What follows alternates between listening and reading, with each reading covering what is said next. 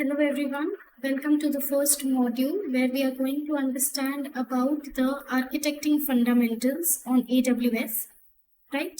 So what are the topics that we are going to cover? There are two topics. First is AWS services and the other topic is AWS infrastructure. So inside of the first services, we will be understanding what are the services offered by AWS and what are the benefits of AWS. So without wasting any time, let's get started. So AWS services are globally present. Okay, there are worldwide data centers of AWS. We would be also seeing this on the website, the official website. So we'll have worldwide data centers. Okay, so that means that wherever you want to deploy your infrastructure, it would be easier for you to deploy your infrastructure over there. There are 200 or more services which are dependable and safe, right? What type of services do we get over here? Because we are talking about AWS services. So let's suppose that if you want the computation capacity, okay, computation capacity means what? It means your virtual machines. So if you want machines on cloud, you will be getting it on AWS. If you want storage on cloud, you can get it on AWS. If you want to have networking, okay, then you can get it on AWS. If you want databases, so all of these things you are going to get on AWS cloud. Okay, so now we are talking about cloud a lot more. So what basically is cloud, right? There comes a question in our mind, right? That what is cloud?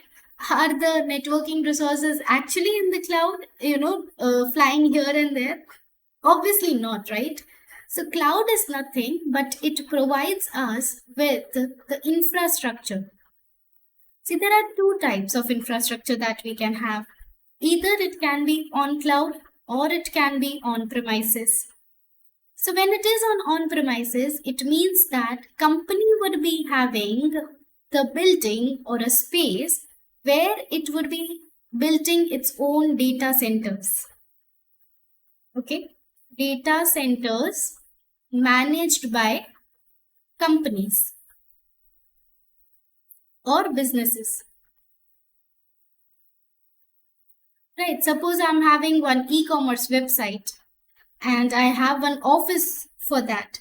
So in that office itself, I would be having my data centers. Now, what would be there inside of this data center? Servers would be there.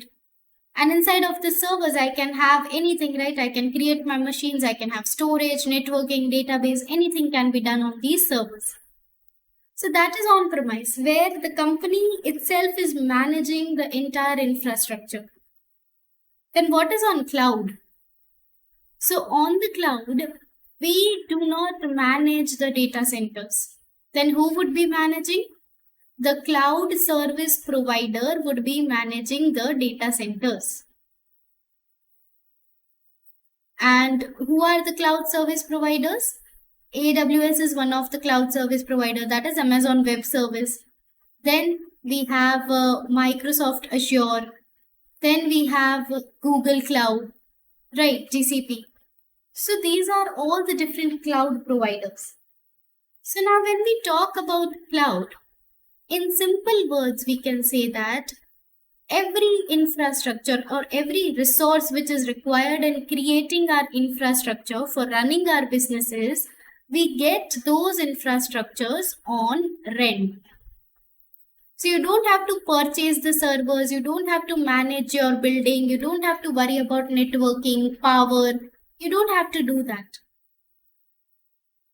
Okay, everything you would be getting on rent, and the networking, power supply, cooling, all of that, the data centers would be managed by cloud service provider. It can be any cloud service provider, but in this course, we are specifically talking about AWS.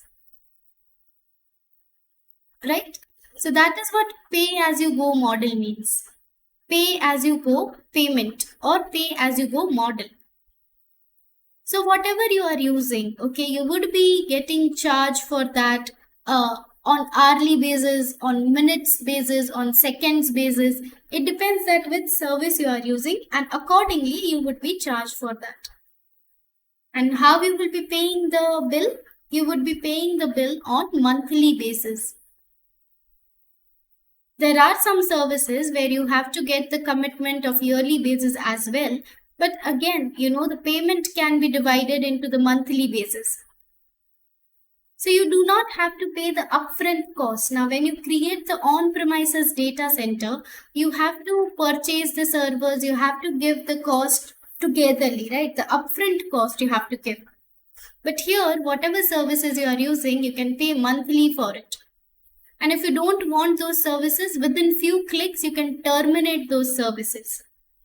But on premises, if you have purchased the servers, even if those servers are being not utilized, they are kept idle, we have already paid for it. We cannot do anything then. So here, the cost would be reducing drastically when we are using the AWS services, because we can just terminate the idle resources. Correct? So we don't keep running the idle resources on cloud. And this is designed with corporate needs in mind. So it can run, the production level workloads into it.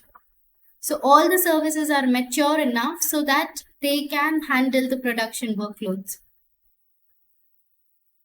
Correct?